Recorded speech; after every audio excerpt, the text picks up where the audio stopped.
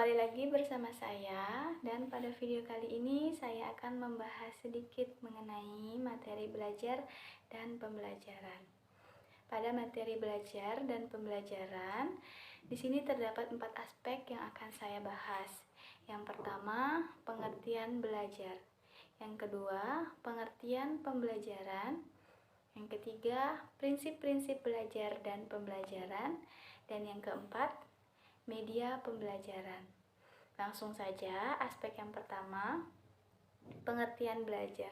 Belajar merupakan suatu kegiatan untuk memperoleh ilmu pengetahuan, juga merupakan sesuatu yang dilakukan untuk menguasai hal-hal tertentu. Berikut beberapa pendapat para ahli mengenai belajar. Yang pertama, menurut Whitaker, dalam Syaiful Bahri Jamarah, belajar dirumuskan sebagai proses di mana tingkah laku yang ditimbulkan atau diubah melalui latihan atau pengalaman. Yang kedua, menurut Umar Hamalik, belajar adalah modifikasi atau memperteguh kelakuan melalui pengalaman. Aspek yang kedua, pengertian pembelajaran. Pembelajaran adalah proses interaksi peserta didik dengan pendidik dan sumber belajar pada suatu lingkungan belajar. Dengan kata lain, pembelajaran adalah proses untuk membantu peserta didik agar dapat belajar dengan baik. Terdapat beberapa macam-macam metode dalam pembelajaran. Yang pertama, metode diskusi. Yang kedua, metode demonstrasi. Yang ketiga, metode ceramah. Yang keempat, metode resitasi. Yang kelima, metode eksperimen. Yang keenam, metode karya wisata. Yang ketujuh, metode latihan. Yang kedelapan, metode debat. Dan metode mind mapping. Tujuan utama dari metode pembelajaran yaitu membantu kemampuan secara individu para siswa agar mereka mampu menyelesaikan masalahnya. Lebih jelasnya berikut beberapa tujuan metode dalam pembelajaran. Yang pertama, membantu kegiatan belajar mengajar agar pelaksanaannya bisa dilakukan menggunakan cara terbaik. Yang kedua, mempermudah proses pembelajaran dengan hasil terbaik agar tujuan pembelajaran bisa tercapai. Yang ketiga, suatu pembelajaran ke arah ideal secara cepat, tepat, dan sesuai harapan. Yang keempat, proses pembelajaran bisa berjalan dengan suasana yang lebih menyenangkan serta penuh motivasi, sehingga siswa mudah memahami materinya. Aspek yang ketiga yaitu prinsip-prinsip belajar dan pembelajaran. Yang pertama, perhatian dan motivasi. Perhatian mempunyai peranan yang penting dalam kegiatan belajar, serta motivasi mempunyai kaitan yang erat dengan minat. Siswa yang memiliki minat terhadap suatu bidang studi tertentu cenderung tertarik perhatiannya, dan dengan demikian timbul motivasinya untuk belajar. Yang kedua, keaktifan belajar. Anak mempunyai dorongan untuk berbuat sesuatu, mempunyai kemampuan dan aspirasi sendiri. Belajar tidak bisa dipaksakan oleh orang lain dan juga tidak bisa dilimpahkan kepada orang lain. Belajar hanya mungkin terjadi apabila anak aktif mengalami sendiri. Yang ketiga, keterlibatan langsung. Pentingnya keterlibatan langsung dalam belajar dikemukakan oleh John Dewey dengan learning by doing-nya. Belajar sebaiknya dialami melalui perbuatan langsung. Belajar harus dilakukan oleh siswa secara aktif, baik individual maupun kelompok, dengan cara memecahkan masalah. Di sini guru bertindak sebagai pembimbing dan fasilitator. Yang keempat, pengulangan belajar.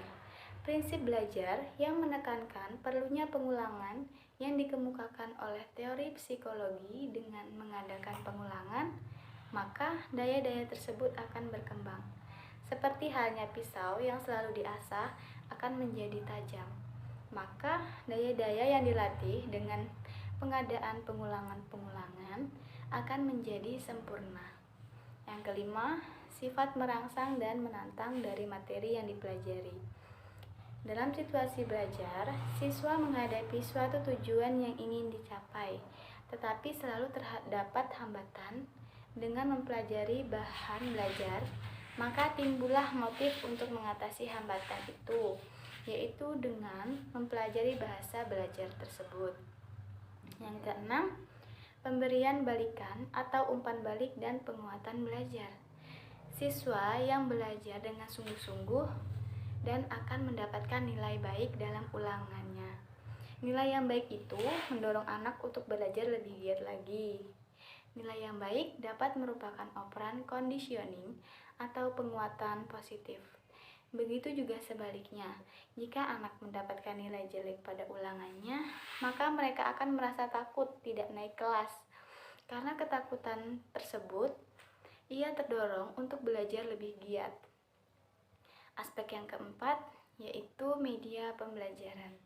Media pembelajaran adalah bahan, alat, atau segala sumber daya yang digunakan dalam proses penyampaian informasi guru kepada murid, baik berbentuk fisik ataupun piranti lunak. Media pembelajaran memiliki fungsi sebagai berikut. Yang pertama, menarik perhatian siswa. Yang kedua, memperjelas penyampaian pesan. Yang ketiga, mengatasi keterbatasan ruang, waktu, dan biaya. Yang keempat, menghindari kesalahan tafsir. Yang kelima, mengakomodasi perbedaan tipe gaya belajar siswa. Yang keenam, untuk mencapai tujuan pembelajaran secara efektif, berikut beberapa macam-macam jenis media pembelajaran. Yang pertama, media cetak. Yang kedua, media audio. Yang ketiga, media audiovisual. Yang keempat, multimedia interaktif. Yang kelima, e-learning. Dan yang keenam, media realita. Media pembelajaran juga memiliki beberapa manfaat bagi guru dan juga bagi siswa. Berikut manfaat pembelajaran bagi guru. Memudahkan guru dalam menjelaskan materi rumit. Metode pembelajaran yang digunakan bisa lebih bervariasi. Efisiensi dalam penggunaan waktu dan tenaga. Menata suasana kelas agar lebih hidup dan interaktif, serta tercapainya tujuan kegiatan belajar mengajar secara efektif. Di manfaat pembelajaran bagi siswa yaitu bisa lebih memahami materi yang disampaikan pengajar, pembelajaran lebih menyenangkan dan mudah dimengerti, kualitas belajar siswa meningkat, proses belajar dapat dilakukan di mana saja, mendukung pembelajaran sendiri atau otodidak, dan membangkitkan motivasi, serta minat dan keinginan belajar.